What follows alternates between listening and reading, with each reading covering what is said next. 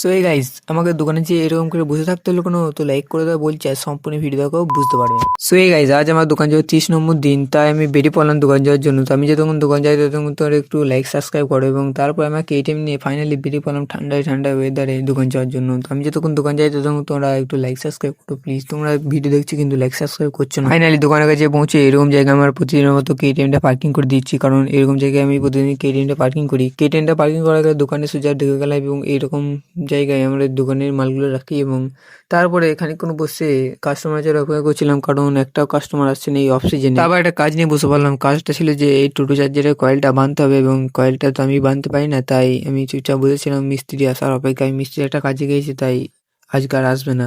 তারপরে আমি দোকানের বাইরে বসেছিলাম কাস্টমারের জন্য, এবং রাস্তার ধারে গাড়িগুলোকে দেখছিলাম। রাস্তার গাড়িগুলোকে দেখা গেলে ফাইনালি আমি দোকানটা লাগিয়ে দিচ্ছি, কারণ অনেক দেরি হয়ে গেছিলো বাড়ি যেতে। এবং তারপরে আমি হাঁটতে হাঁটতে চলে আসি আমার কেটিএম আছে, যেখানে আমার কেটিএমটা পার্কিং করা আছে। আমার কেটিএমটা নেওয়া হয়ে গেলে আমি এখন বাড়ি যাই। এরকম নতুন নতুন ভিডিও পেতে তোমরা সাবস্ক্রাইব করো এবং ফলো করো, এবং ভিডিওটা ভালো লাগলে লাইক করো। বাই।